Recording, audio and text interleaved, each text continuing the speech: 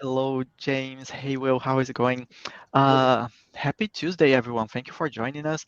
Audience, let's give you a few minutes for more people to join us. Please go into the chat and let us know where you're calling from. I am from New York.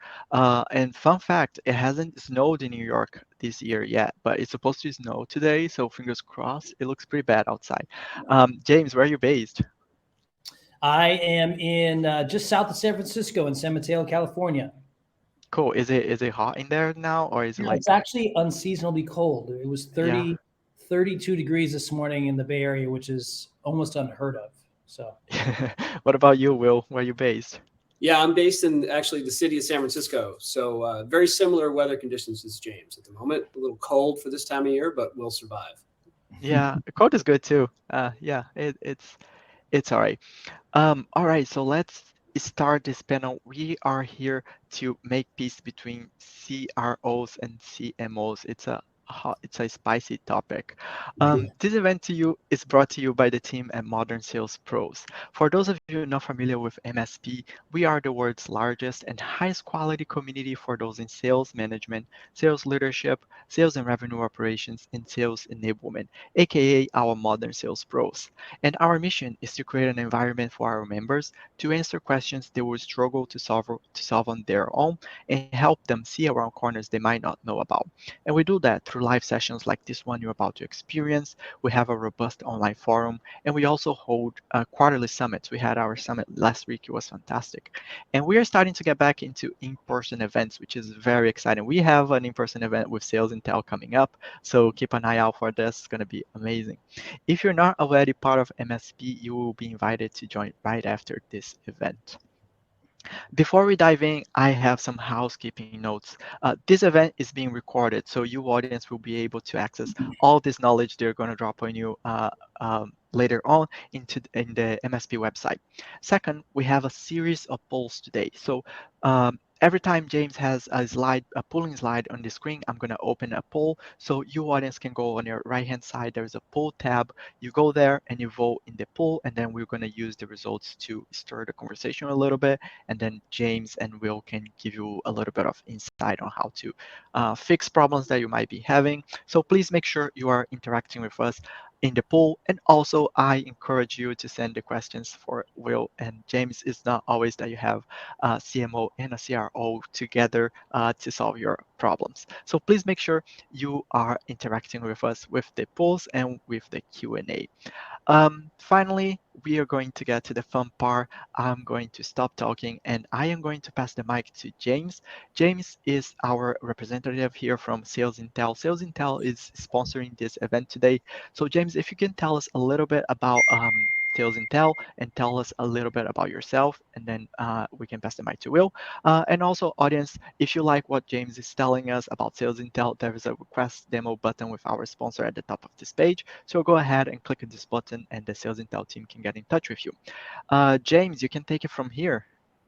all right. Thanks, Eduardo. Thanks, everyone, for joining us. Good morning or good afternoon, depending on where you are, I guess, in the world. And thank you to Will Anastas for joining me today. I'll let Will say hello in just a moment. As Eduardo mentioned, I'm James Lamberti. I'm the CMO over here at Sales Intel. And I have been a CMO now. This is my 5th CMO gig. So I've been a CMO for a while, but I've also walked many miles as an enterprise seller. So I'm very proud of the fact that I'm a reformed salesperson who became a marketer.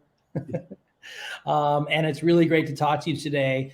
And I'll let Will say hello and introduce himself. Yeah, thanks, James. My name is Will Anastas. I am the CRO at Inclusively. This is my 3rd tour as a CRO. Spent many years working in startups in sales capacity, and also spent the vast majority of my time at two larger companies, Forrester Research, where I was an SVP of sales, and also at Salesforce. And I rose to an SVP at Salesforce as well, and then went back into the startup world, and I'm having a blast. James and I have worked together in a previous life, and we built probably one of the most functional CRO-CMO relationships that I've experienced. And I think we want to share with you today how we did that and how we sorted through all of the things that can come up between a CRO and a CMO, since those roles are typically ones that have a lot of built-in conflict. That's right. Hence hence the title, right? Stop fighting, start winning. And I will echo what Will said. It was really an informative couple of years we spent together in terms of getting lockstep with how we dealt with some of the challenges objectively, right? And came out of that in a healthy way, making the business better, right? I think Will and I often said, we're either winning or we're getting better, right? So let's jump right in. There's 5 things we can fight about, right? As a CRO CMO partnership. Of course, my favorite is how we hit quota, right? How we hit quota. Lead quality is a great one, right? Pipeline generation itself. Who does what to generate pipeline? 4th really fun area is measurement, right? Everyone brings a different report into the room. And then finally, resourcing, right? It's a finite resource, especially in a tough economy. So those are the 5 areas that we're going to fight about. So, let's jump into the first one. James, my A's are just not hitting their quotas. What's going on in marketing? Hey, look, I've sent you a ton of leads, Will. Your team can't close. What's your problem? All right. So there we go, right? So I imagine that all of you are hopefully enjoying this dad joke moment. But let's get a quota going. A poll going, right? So how would you best describe, everyone get involved, how would you best describe your sales and marketing team's definition of your ICP, right? And this is critical, right? We want to talk about how important it is to define the ICP. So I want to know, going into the conversation, where you think you stand. One, I should be leading this webinar. We have a quantifiable definition with all the accounts that fit that definition loaded into our CRM, right? We know. Somewhere in the middle of the road, people I work with pretend we have a definition, but it's fuzzy at best, right? So we think we do, but really at the end of the day, it's a little bit fuzzy. We're somewhere in the middle. And then finally, no clue at all, right? We're going after anything that breathes. So tell me on this call where you think you stand in terms of having a clear, quantifiable definition of your ICP. And jumping into it, right? Will, I think one of the critical areas of defining the ICP is this concept of TAM, SAM, SOM. And I'd love for you to give us a little tutorial on this aspect, as it's a primer for how we get aligned to understand our ICP. Yeah, thanks, James. So listen, TAM, SAM, and SOM, or SOM is also the ICP, ideal customer profile. These terms get thrown around all over the place, particularly in smaller companies, and particularly during the fundraising exercises, right? The founder or the CEO of the company will go to the board and say, hey, we have this huge total addressable market.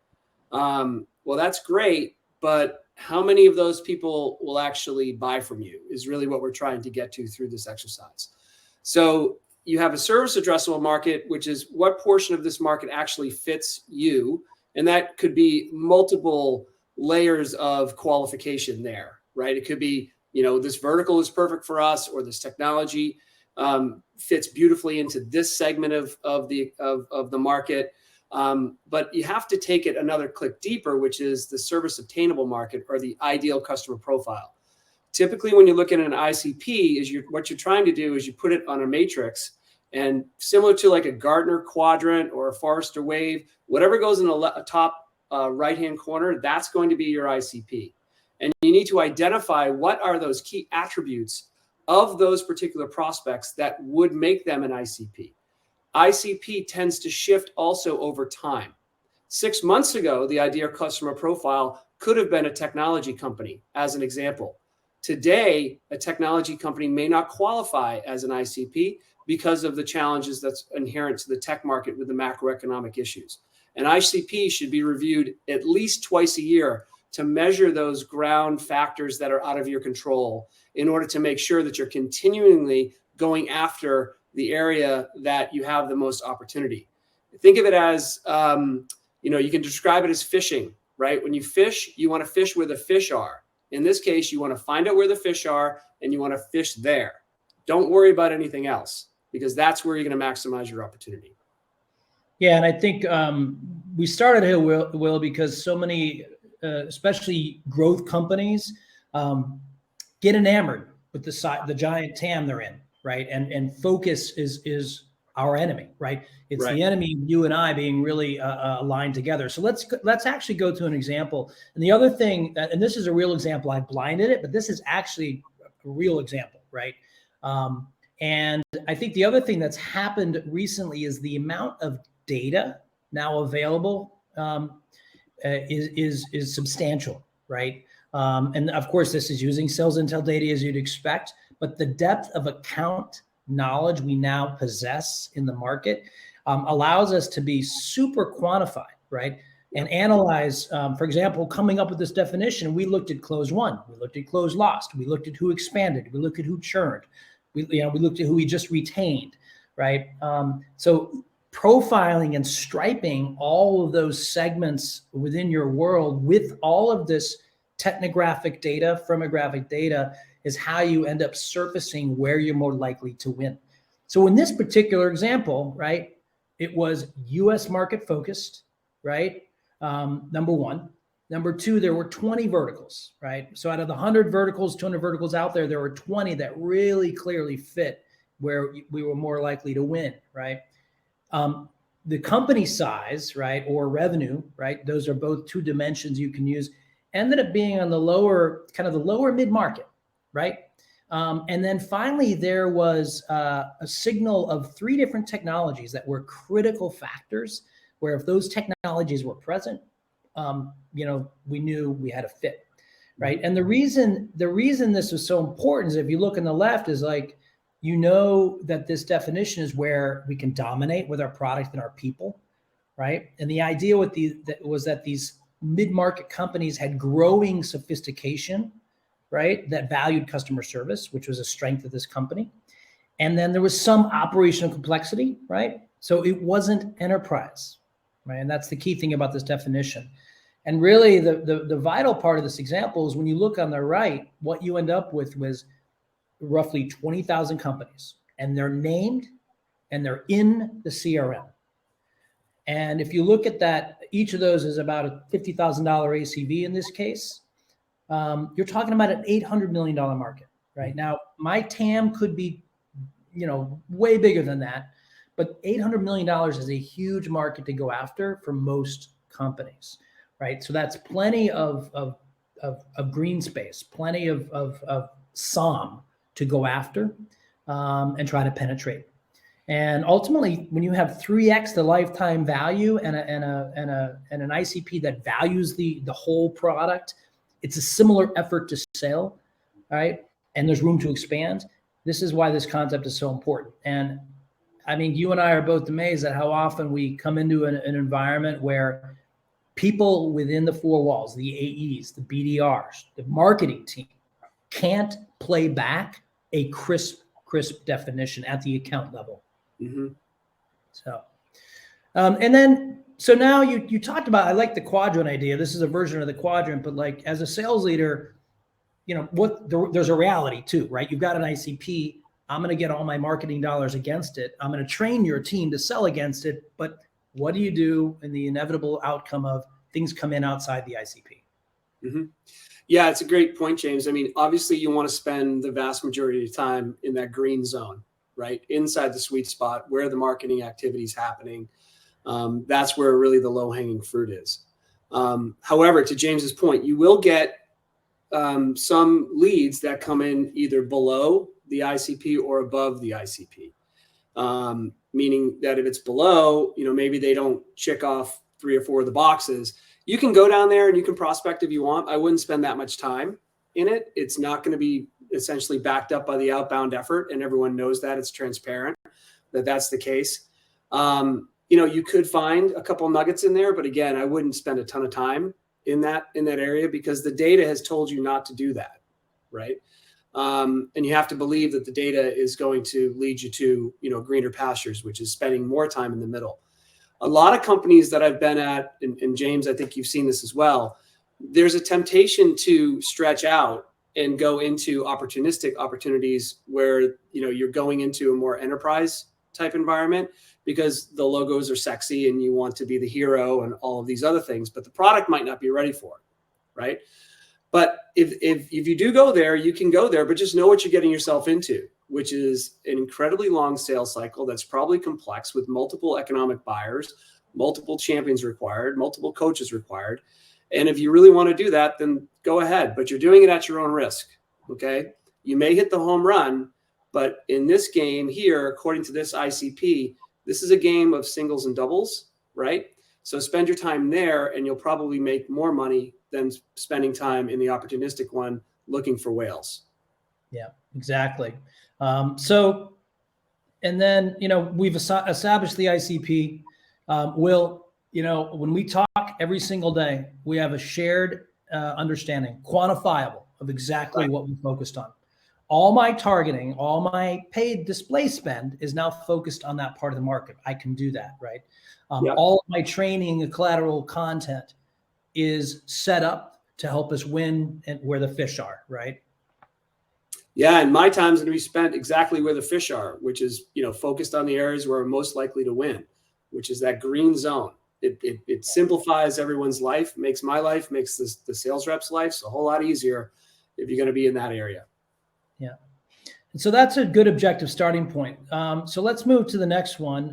Actually, let's look at the polling results. Where did people, I'm always interested to see where we landed here. So Eduardo, fly back in here and see. So this makes sense, right? Obviously, you've got a bunch of professionals on this call. I wouldn't expect there to be no clue at all. The only time I see no clue at all is really early stage companies where you genuinely don't know yet. You'll start searching for product market fit. So it wouldn't have surprised me to see some people down there because you're still trying to get product market fit. And maybe you only have one seller. Maybe you don't even have a marketing team yet. But other than that, generally that result fits. Any quick reactions from you here, Will? We got a lot of people that can lead the webinar, which I love. Yeah, that's fantastic. No, I mean, this is typically what we see, right? There's a swag attempt at creating an ICP or a SOM. But there's not enough data to back up some of the assumptions in the models, which leaves people feeling that last statement, but it's fuzzy at best, right? Yeah.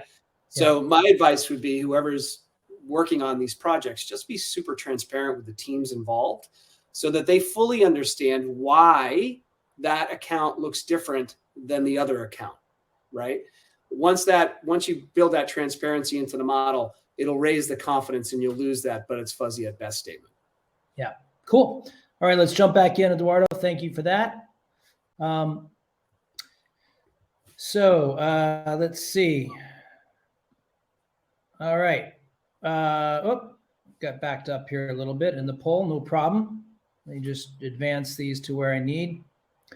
Okay, so lead quality. James, these leads are horrible. Stop wasting our time with them. What do you mean? These are great leads. Your team can't close. Notice I repeated my fight moment there. Right, that's intentional. All right, let's jump in. This one is probably, in my experience, the most common area of commentary, strife, fight, and it usually often happens down in the guts of the team, right? Between the BDRs and the AEs, between the marketing demand gen leader and the BDRs and AEs, right? So go into your poll. How often does your team debate, air quotes, debate lead quality? Every day, right? Frequently, and this is what I love, usually it's in front of the leadership team. And then finally, never. And then again, if you're in the never bucket, then you might want to be leading this webinar next time we do it. So let's answer that poll as we jump into it. So one of the things that has happened, again, because of the presence of really, really, really deep scaled account data, and specifically is we used to measure lead quality in an old school model on essentially mainly titles, contact data, right? I've got and there's lots of different sales methodologies where you identify the exec or the economic buyer. You've got the decision maker or buyer, you've got influencers, and you've got users. And depending on your sales motion or model, you'll value these leads differently. And then you've got that particular aspect. In addition to that, you've got marketing activity, right? Did I open or click the email? Did I download the white paper? Did I attend this webinar, right? That was sort of the old school way. You'd hopefully get to an MQL and then I'd hand it off. But more recently, there's a lot more data available to actually help define lead quality. So I don't know, Will, do you want to talk a little bit about the right-hand side of this chart? Yeah, I mean, listen, I think the interesting thing about the data that we have at our disposal today, right, is that even though you have an ICP, you've identified those companies that have the high propensity to buy from you. They could be either passive buyers or active buyers. So determining that piece through intent data and tools like that gives really marketing and the CRO the ability to sit down and actually look at the intent data and who is in the marketplace today looking at tools. Yeah. If you have that information, that's gold, right? Because that will help steer you into the right portion of the ICP, all right? You're still going to prospect the daylights out of the rest of the ICP, but just to have that little bit of nugget of information that, well, wait a minute, they're actually looking around at software right now, or they're looking at tools right now. That's huge, right? Because as we all know, leads, the longer a lead sits, the worse the outcomes are for the lead, right? That's why there's been historically such a high emphasis on the BDR side to get a lead and call them back immediately. And there's tons of studies in the marketplace today that say, if you don't jump on a lead once it's processed, particularly inbounds, you're going to lose the intent of that person to buy as time progresses, right? So you really have to strike while the iron's hot. Yep. And really, I think the evolution is we've gone just from contact data and marketing activity to that plus the ICP that we talked about on the last slide, in addition to intent data. So now you have essentially three levels of data that now can inform lead quality. And the reason the reason I repeated my fight moment with Will, everyone, was because oftentimes you're arguing about lead quality because you haven't actually done the work you need to do to define the ICP. So these two steps go hand in hand, but it is really empowering to sit down each week in your go-to-market meeting, look at the leads that came in, whether it was outbound or inbound, and quantifiably say, this is the highest quality lead. It's the right persona, it's in the ICP, and it's showing intent.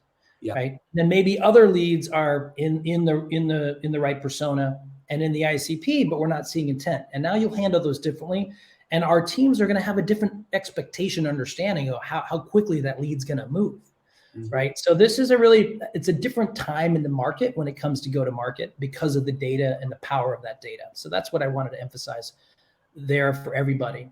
And then Will, you hit on this, but this is so important is again, this is where there's strife between sales and marketing often because, marketing will say, well, they're not ready yet. And, you're probably right?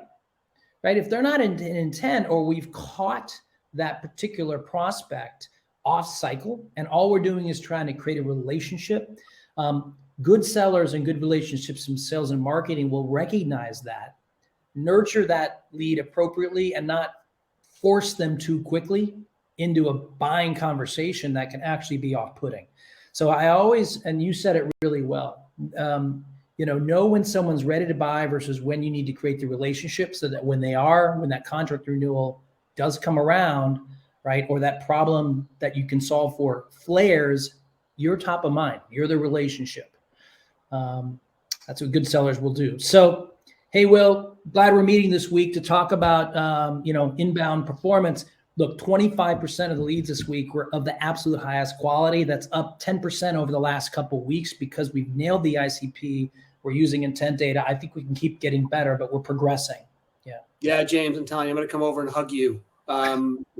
My sales team is efficient working inbound leads, and we're using the time saved to prospect in the market with companies on their own time. So that's amazing. Amazing outcome. Yeah. All right. So Eduardo, why don't we pop over and let's take a look at the poll result here. I'm curious as to where people landed on this one.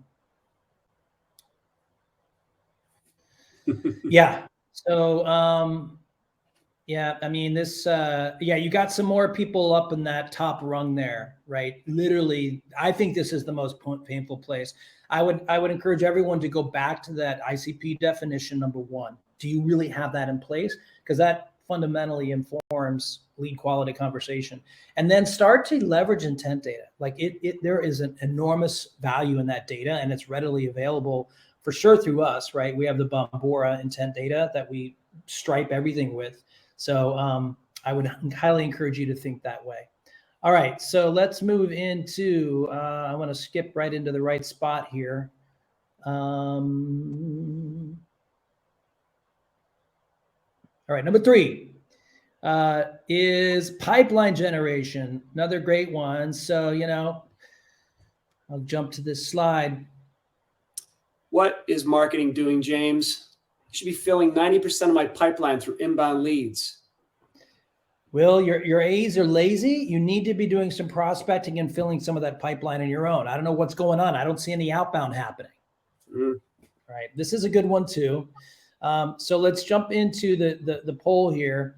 And I love seeing the results of this, right? So tell me, everyone, if you are, in terms of the percentage of pipeline being generated from inbound leads, less than 20, 20 to 39, 40 to 59, 60 to 79, more than 80. So there's are your 5 choices. And, Will, like this area is the one that's, I think in the most recent years, at least in my perspective, and I think, you probably have the same experience, it ultimately leads to a stat that's pretty disconcerting for sales and marketing leaders. Right now, the CRO and CMO rotate out every 18 to 24 months for mid-stage growth companies. And it's often because of this issue, right? And somebody's being, fingers are pointing. I would say that that's not realistic, right? That there's often something else systemically at play, the product, the definition of the ICP. And every time you reset that team on either side of the equation, you reset your ability to go to market. So I really warn, mid-stage companies to diagnose the right problem before you make a move on pipeline generation. But let's jump into to this and talk a little bit about, the 60-40, 70-30 rule. You and I have talked a lot about this, and this was how we worked together to sort of reconcile inbound, outbound. Yeah, I mean, this is an ownership moment right here for both the CMO and the CRO, right? And it's establishing an understanding of how much of the pipelines, where's the pipeline coming from, and who's responsible for delivering it. Clearly, if 30% of your inbound activity is coming from marketing, that's amazing, right? That's a great, healthy number. I've seen 30, I've seen 40% in more mature marketing scenarios. At Salesforce, as an example, we used a 60-40 rule. Essentially what this is saying is that 30% of the opportunities are going to come from marketing, and those are actually higher quality, right, leads, because they have all of the intent data and all of the other attributes we just talked about behind them. It's an inbound. They've taken an action to come to us. So clearly you want to jump on that with the BDRs, or if you don't have a BDR in your system, then the AE needs to jump on those post-haste. Think of that as gravy, because any good AE knows that prospecting is a core element of their skill set, and they have to continually do it. It's a muscle that continually needs to be exercised, or else it will atrophy. If it atrophies, you're basically, putting all your eggs in the marketing and BDR basket, and you will not hit your quota. It's as simple as that. So 70% of the opportunities should be delivered by the AE's own hand by outbound prospecting to a targeted set of personas within the ICP. You're going to have lower pickup rates there. It's part of the motion that you have to do anyway, right? So a great balance is either 60-40 in what I would call more mature systems, or 70-30 in systems that are being built. And for James and I, this is how we measured our teams. And it was so much so that essentially what happened was, if someone was not hitting their number, the first thing that I would go to is I would check their mix. Are they generating 70% of their pipeline? If they're not, then I know that the person is probably not going to make it because the effort is not there. Yeah. If someone had 70% pipeline growth and 30%, right on the mix, but they weren't hitting their number, that actually tells me something completely different, that this is a coaching moment for the AE and talking about who you're prospecting into to get a higher return on that investment of time that you've made to go out and prospect. So mind the number, mind the gap, and make sure that the CRO and the CMO are aligned in terms of exactly what the expectations are for both teams, and then hold both teams accountable to getting there. Yeah, and I think from my perspective as the CMO, right, what I want to see that number go from 30 to 40 to 50. But when I start to see it get there, my conversation is it's time to hire another AE. Yeah. Yep. Right. And that's what Will wants to hear, right? So I think a lot of teams, they start to celebrate 80% is coming from marketing. And I'm telling you what, if you get to that, kudos, like that's awesome.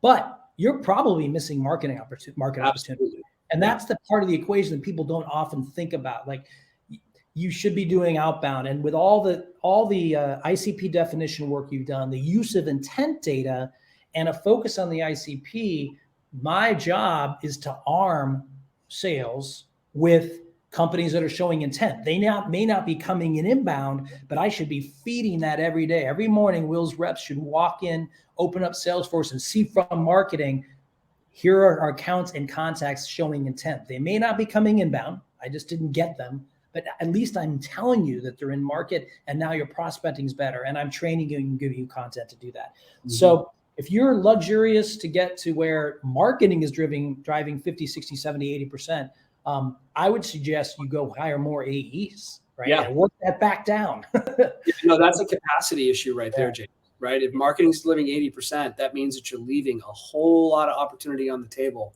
because the prospecting opportunity is a lot larger. Yeah. And then this is what you used to use with me to exactly following up on that conversation was this, essentially this formula, right, of how you plan for sales capacity. Right. So, I mean, sales capacity is one of the challenges of the CRO role, right? I mean, we're in charge of getting a number, right? So here's the quota that the company needs. And this is the thought process that most CROs go through when they think about, okay, how many people do I need to prosecute that to go get that? And these elements are important to understand so that you can build out a team and not have too much capacity, which happens often, or not enough capacity, which means you're going to struggle to hit your number as a company. So first thing you got to understand is how many accounts do you have in your ICP? What percentage of those inside the ICP are actually signaling intent, right? So you're trying to figure out here, what's the passive part of the ICP and what's the active part of the ICP? Then you've got to figure out how many accounts can a seller potentially take on. And that depends, of course, if you're in your enterprise, mid-market, SMB, those numbers will shift depending on sales velocity. And then lastly, you apply the 30-70 rule here, and then you can feel comfortable that, okay, well, according to all of these inputs, I need X amount of people to hit X number.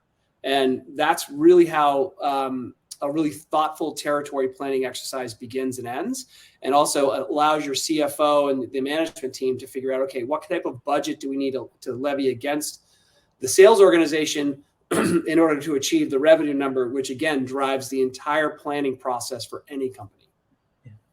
And so often what's missing from this is that teams do this on just number 3 and number 4, the right side of this. Yeah. Right? They do a top-down model. All right, I've got a goal of X. I'm going to top down it, and it may not be a realistic goal based on the performance of the business. But you're missing number 1 and number 2, and that foundation that we've been methodically building through is so vital, because now you're having a much more realistic conversation with your CFO, with your CEO, right, about, or whoever it is in the exec team, about the state of the business today, foundationally. And then what you need. So I'm sure a lot of you have experienced it. I've been there many, many times where an insane growth number was thrown on you. There was top-down planning. You hired a giant BDR team, a giant sales team, and then suddenly no one was hitting quota, right? Yep. It's because everyone just looked at the right side of this equation, and it was happy talk, and it wasn't grounded in reality. So we'll get more to that point in a second. But Will, we're seeing a big jump in inbound lead efficiency and can confidently increase spend. I'm going to give you more because I can see the ROI. We're on target. We know who's qualified. We know who's in market, and your team's getting really well trained. That's sweet. Now I can go out and hire more people because we're hitting quota. This is awesome. Yeah. Cool. So let's jump into the polling result. Eduardo, where do we land here? I'm really curious about this one. So less than 20. Yep. Okay. And then, yeah, some gaps here in the data. All right. More than 80. Wow. Good for you. I think you need to hire more people, more salespeople down here in the bottom row. You should be out hiring. So now you know what to do. Go talk to your CFO and your CEO and time to hire. Cool. All right. Well, let's jump into another good one, which is thanks, Eduardo, for that. Hey, James, just a thing. Somebody said in the audience, if you can announce the numbers, because they are not able to see the final numbers for the voting. Oh, God, I'm sorry. Okay. I didn't know it. Thank you for letting us know, Brandy. Yeah, we'll share this afterwards. We'll share all the data with you because I think it's interesting data for you all to learn from, right? So I will commit to sharing everything we've missed. But so what percentage of your pipeline is generated from inbound leads? Less than 20% was 18% of you. Between 20 and 39% was 40%. Nobody had between 40 and 60. And then over 60% was actually 40% of the audience, including 23% that were over 80%. So again, there's a lot of you out there that, if you're really in that over 60%, over 80% range, I would seriously consider increasing your sales team. You're missing some opportunity, right? Especially if you go through the process that Will and I are describing, you should confidently be able to prospect. So cool. Let's look at measurement now, we'll jump into this one. James, I have a report right here that marketing only generated 20% pipeline last quarter. What's going on over there? I have a report right here. I can show it to you. We're both using Salesforce as our source of truth, right? Or our CRM. I say that we generated 60% of pipeline last quarter. Mm-hmm. So I love this one, right? And, this is like, I'm telling you, it usually both numbers are correct. That's what's unfortunate about this debate. It's not that the data is wrong. It's that the company hasn't decided like how to use the data appropriately. We'll talk about it. So the polling here is how aligned is your team when it comes to reporting? Not aligned at all. Everyone seems to have a different view of the numbers. Somewhat aligned. It depends on the day, the meeting, maybe who's involved. Maybe you agree, maybe we don't. And then 100% aligned.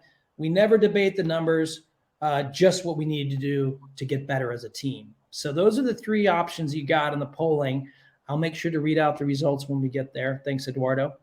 All right, let's jump into this one. Look, this is... If there's one piece of advice for the marketing teams to take, and as a CMO for that I will die on the sword around this one is, look, commit to measurement. And I will say there's two fundamental ways I would look at it. Number one, for generating inbound leads, to get a permission lead, right, into your company, I would optimize what you do on first touch lead generation, right? Because think about what marketing is fundamentally trying to do. We're trying to get to start a relationship with a potential buyer or prospect. Maybe they're not ready to buy yet, right? We talked about this passive versus active, right? Maybe they're passive, but the point is we want them permissioned and engaged with the brand. We want to be adding value. We want them in our webinars. We want them consuming our white paper, right? That's all good stuff. Optimize to get that relationship. It's so much easier for your sales team and your marketing team, your go-to-market team to succeed when you've got a permissioned relationship, right? So I would recommend that when it comes to attribution, if you're debating this, inbound lead generation starts with first touch, right? And then when you get to pipeline, when Will looks at his pipeline report, you can include influence. Why, right? So leads are going to come in inbound, like we just described. And then you're going to have a lot of work being done to prospect that could permission the lead that way. Marketing still helps convert that lead generated through the BDR or through the AE's prospecting. we still add value to that relationship in many ways. And it's okay to measure that influence on the pipeline. So to break this down, when you're looking at optimizing your spend in market, I would optimize on first touch lead generation. But when you're looking to understand your contribution to pipeline, look at both those aspects. It's simple answer, but it really helps. And I'm sorry, this shouldn't be a placeholder slide. I edited it last minute and it never made it in. But you can see here these bars, two different views of inbound is the light blue, and the dark brown includes the influence, right? Or another view on the right. It's real easy to actually analyze this every day, week, and be aligned on how we measure.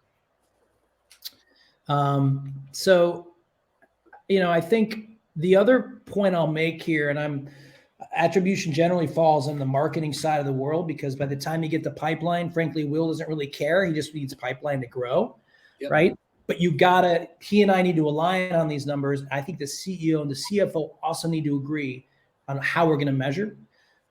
View through value is something that is real. There's real value to branding, right? It may not be that you can afford to do it, but I would say a couple ways to look at brand value is a lot of the native systems, Meta, LinkedIn, they'll give you some understanding of view through value, people who saw but didn't click. The other way to look at this is self-reported. You can have a simple discovery, like when Will's doing outbound, he can have his sales team ask, hey, how'd you hear about us? You can get some great data from that simple question to give a sense of branding. And then the third way is to look at your organic traffic. I run tests all the time where I will heavy up a display spend during an important buying time, like early December. And although I won't see the inbound lead conversion, my sales team tells me I'm feeling it. Like, people are more familiar with this, especially in the ICP. So, have this conversation with your CFO and CEO. It usually results in you applying a factor, a 10% or a 20% factor. For every dollar we spend, we through this triangulation believe that there's probably 20% of value that isn't easily measurable. And you just factor that in to your budgets and your conversation, or 10% or 30%. But I always work to do that. The key of all this is just have an alignment. Agree with Will, your CRO, agree with your CFO, agree with your CEO, and measure it the same way consistently. And that will solve a lot of these problems. That was a lot from me there, but I think I'm passionate about measurement. Will, anything to add to any of that? No, I mean, listen, the key thing for measurement between CRO and CMO is just agreeing what to measure, right? Agreeing on those metrics and sticking to them, right? So like, James, when you and I worked together, we sat down early in that relationship and tried to understand exactly what metrics we should be measuring. And then just, again, making sure that we're all accountable to those, right? Yeah. And so attribution is really important. It's an important part of the exercise, because it removes more friction and grayness in the system, right? Because marketing will say, oh, I found all these leads, and I'll say they're all garbage, right? Well, if you agree up front what is a lead and what are the attribution elements, that back and forth goes away really, really quickly. Yeah, it becomes an objective conversation, right? And you just agree to it, and we click on the same link every Monday morning in Salesforce. We all look at the same link, right? No one's creating a view to a self-serving view, because that can happen, right? Great. So let's look at the poll result, Eduardo, before we jump to that last. Actually, I'm sorry. I guess I got it wrong. So, hey, Will, we're 100% aligned.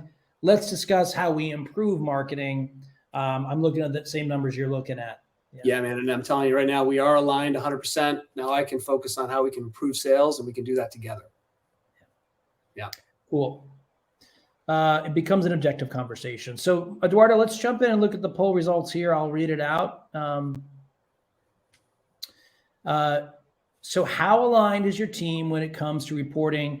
Not aligned at all. Everyone seems to have a different view of the numbers. So there was only 6% who gave that number, right? The vast majority was somewhat aligned. It depends on the day, the meeting, who was involved. Maybe we agree, maybe we don't. I'm telling you, you can get rid of that issue by just really having the conversation that Will and I just described. It's a really healthy way to go about things. All right. Well, the last moment here, jumping back in before we wrap up.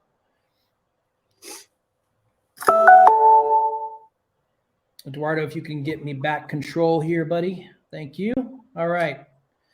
So resources. So think about what we just described. We know our sweet spot in the market, the ICP. We have a definition of lead quality in our key buying centers, right? We now have this understanding. We've done the sales capacity and marketing planning based on realistic, pipeline generation percentages between sales and marketing. We agree on how to measure. Now we're having the conversation about resource. Will, take us through, your point of view on this. Yeah, James, listen, man, I need more resources to hit the number this year. More BDRs, more AEs, more support. What are you doing for me? Well, I actually need money because I've got all these marketing programs to run. I need more people to give you the support you're asking for, the inbound leads, the argument goes, right? So let's jump into our poll here. And actually, you know what? We're gonna switch it up because I want the poll, Will, to follow our conversation about the demand center. This is something that you spearheaded together, and I loved it. We worked on this together. It's this beautiful, magical place where sales and marketing gets together and has an objective, healthy conversation about how to get better, how we're winning or getting better. Take us through, how we did this. Yeah, so I learned this trick at Salesforce, to be honest, James, and we called it Pipeline Council within that construct. And what it did was it was a group of cross-functional leaders that got together to discuss pipeline generation, demand generation, right? The key thing here is that everyone felt as if they were responsible for pipeline. They had their own piece of the pipeline journey. So when you get that cross-functional team together, you can create a very, very powerful organization that is completely aligned. You have teams at Salesforce in this instance that were in charge of ICP targets and territory plans. They were called sales strategy. They were inside the room, okay? That includes revenue ops, sales leadership. We had pipeline teams, BDR, marketing, sales leadership in the room. We talked about pipeline conversion. That was product marketing because they wanted a seat at the table to figure out what the product market fit was, what the objections were from the marketplace, why things weren't happening as smoothly as product had envisioned that they would. And also sales enablement, because sales enablement is the one who's actually gonna have to go out and train and enable both marketing and sales, right, on different motions. And lastly, by creating a single unit of measure, right, where we agreed on the measurement of attribution and all the other elements, measurement and optimization was easy because that's the data set we went through all the time, and rev ops, marketing ops would come together and produce those things for us. What it gave us was the ability to look across all the different functions that were touching pipeline generation from beginning to end, making sure that everyone was completely aligned, making sure that everyone was looking at the same data and coming to the same conclusions and course correcting as we needed to as we navigated the year. This motion is transparent. It also removes that's pipeline is not my responsibility. And I firmly believe that everyone in any company is responsible for generating pipelines and leads, period, full stop, from the CMO, the CEO, all the way to the AE, all the way to the BDR, all the way to the marketing teams.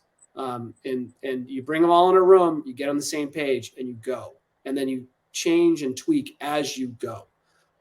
Very, very powerful exercise. You meet monthly to go through this, so it's not a very large time commitment, but keeping everyone honest and everyone accountable within those departments is really critical to be successful. Yeah. And again, we've built up to this because if you've got that market, that ICP definition nailed and quantifiable, you understand who's passive, who's active, intent data, right? You've gone through this whole process. You should be able to then come together in the way that Will described objectively. And it doesn't become, I need more resources. He or she needs more resources. It becomes a financial exercise, right? Yeah. Right now, the efficiency of marketing is extremely high. Great. spend more money in marketing, right? The CRO is going to celebrate that fact. So is the CFO and the CEO, right? Conversely, if marketing is struggling, right, for whatever reason, the efficiency is not there, you see it in the data, we'll work on it, right? We'll work on it. We'll build up the test grid. We'll get better. Meanwhile, BDR's working really well for targeted outbound. Let's hire another couple BDRs or another AE, right? Mm-hmm. But it needs to become a financially driven, objective conversation, and you're either winning or getting better, right? Is what we said. And so that's ultimately, it's super powerful, and you can't get to this point unless you take previous steps. Because if you get in this room with this group and you haven't done everything Will and I described previous to it, really committed to it, this gets ugly, right? This is where the fight is. Now you're just creating a giant, WWE ring, right? All right, cool. Well, listen, I think I want to do a poll because I wanted everyone to respond to this poll, having seen, Will, your description of the demand center or the pipeline advisory, as you call it. So how often do you meet as a cross-functional team to review pipeline performance? Once a week, once a month, once a quarter, annually at best. So as we wrap up here, with 8 minutes to go, we're ending on perfect time. Maybe you can take a few questions. Would love to get a sense for this answer from folks. And while we're letting these results come in, Eduardo and Will, really fun. I've got a couple teenagers who, if they were listening to this webinar, they'd give me the teenage eye roll, right, for the humor. But that's okay. We'll take it. But thank you, and appreciate it. My pleasure, James. Anytime. Yeah. All right. So Eduardo, let's jump to the poll results. We'll read them out, and then if we got a few minutes for questions for anyone who wants to stay on board, and I certainly have a closing thought here as well. Okay. How often do you meet as a cross-functional team to review performance? At least once a week, 55%. That's great. That's awesome. Once a month, 17. Once a quarter, 21%, and then only 5% annually at best. So that's good. I mean, I would hopefully that the group that's once a week or once a month, you're talking about 75% now. The numbers changed a second ago. Hopefully the foundation of that discussion now is informed by what you heard about today, and you might go back into that meeting and push the team to fill in some of maybe the core issues that you might be feeling in that meeting. If it's not as smooth or as clear and as productive as you want it to be, there's 4 things downstream from that meeting that you can now look at and think about and probe and work on, so that when you come into that meeting, you're in a much better place. And for the 25% who are only having once a quarter annually, I would push for something a little more aggressive there. And listen, I'll close out before Q&A real quick. I want to say thank you again, and you can certainly request a demo with Sales Intel, but we are happy for everyone who is part of MSP and attend this webinar. We have a really aggressive programs at Sales Intel to give you another option in market for your B2B intelligence provider. So if you're currently in contract and want a new solution, we'll buy it out. And I'll even go so far as to say, if you want to personally get on a call with me for 30 minutes, talk about how it is that I use Sales Intel to do everything we just described, I'm really happy to spend 30 minutes with folks who are qualified and bring the right team together if you want to have that conversation. So thank you again, Will. Do we have any questions as we wrap up here, Eduardo? The 7 minutes. Hey, James. Yeah, we have some questions from the audience. Let's start with Brad. Brad asked, how do you look at this motion in expansion versus new logo? I think Brad was referring to like the first topic with the lead quality. Yep, those two kind of combinations. I think, Will, why don't you take this one? I think we talked about this before as we briefed on this. What was the question again, Eduardo? It was how do you look at this motion in expansion versus new logos? In terms of leads, or in terms of ICP, in terms of sizing the market and quality lead generation, the first 2 topics, I think was where it's coming from. So yeah, you can use the example that I was talking about was mainly new logo, right? You have a whole greenfield opportunity set that you could potentially do an ICP quadrant on.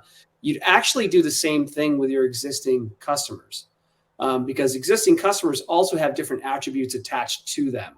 Meaning, you have some customers who may have not been impacted by some of this macroeconomic situation. Maybe focus on those customers at the moment because they have a higher propensity to buy. As just one example of the many attributes you could apply to your current account base in terms of trying to figure out where they are, what their growth trajectory is, what are the different things the CEO, CMO, et cetera, are saying, how does that tie into the solution you're offering? You could have a very successful first phase going on at a customer, and it's going swimmingly well, and you're delivering value. So therefore, they have a higher propensity to buy on stage 2 and stage 3 than perhaps another installed customer. So all of those things, all you're doing is you're using the same process of creating that matrix, but it's just a different set of questions that would determine where they would fall. So oftentimes the definition, Brad, to add to that, I will consider in my definition of ICP, the expansion opportunity, customer lifetime value, right? As a way to define the ICP itself, right? Because you might get a bunch of wins that aren't the right fit for any expansion, right? Whereas the same amount of sales effort, same amount of marketing effort gets you into an account where you see expansion. So even in the ICP definition, I would highly encourage you to think about land expand as how you define it fundamentally, right? So that's another part of the answer. I love the question we got from Erica, Eduardo. Can we cover that one? Yeah. How do organizations generally get intent data? What's the best process for this? So I'll answer for Sales Intel very, very, very directly. We integrate Bombora intent data, which is one of the leading sources of intent. It's streaming intent data on 12,000 topics. Intent data is available out there, and Bombora, I'm sure many of the people on this call will tell you, is one of the best sources in the industry.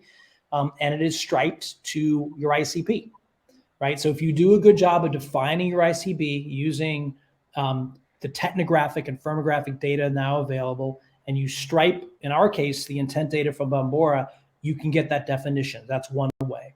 The second way is, which again, we also service, is called Visitor Intel, where when people come to your website, we'll be able to recognize what account they're from so that the next day you can reach back out to them, right? Nothing better for intent than someone who visited your website. And the third area that's coming from us, like by the end of this quarter, is news data, right? So oftentimes recent funding, a management change, a strategy announcement, a press release can be a big signal to someone intent for something you're doing or working on as a business. Those are the three main signals. I would love to talk to you, Erica, about how we can help you do that. And it's very affordable. I got to tell you, it's one of the no-brainer investments out there for go-to-market, intent data.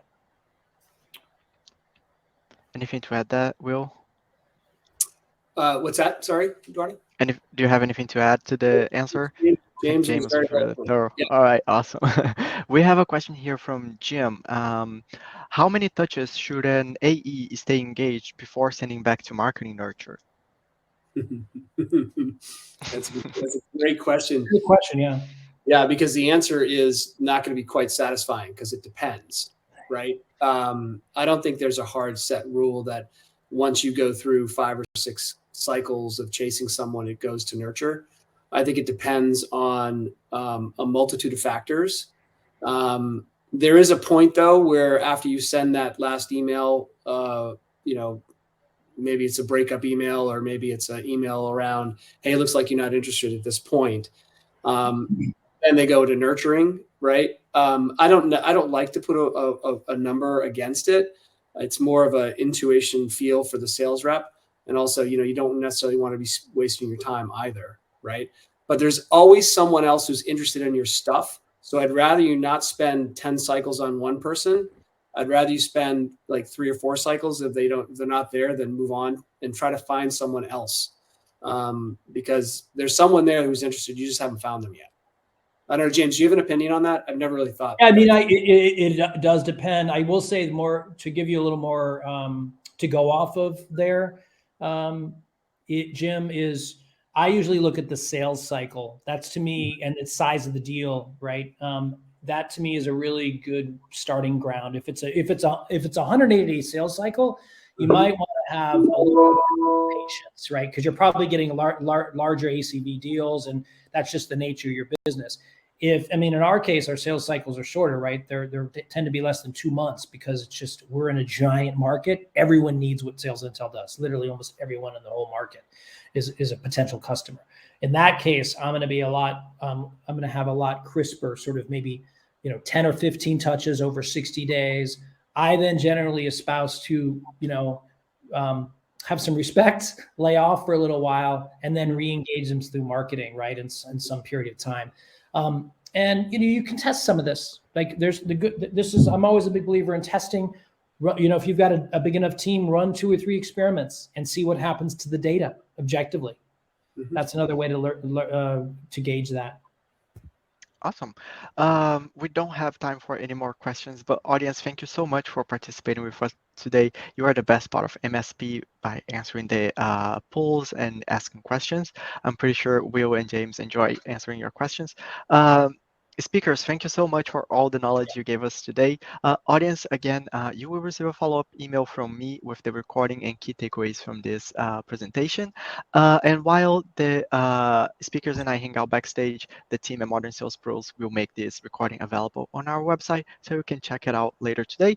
And don't forget to request a demo with our sponsor, Sales Intel, just by clicking the button at the top of this event page. And I will see you in the next event. Will, James, we can go backstage and say bye to our audience. Thanks, everyone. Thanks, everybody. Thanks, Bye, Will. audience.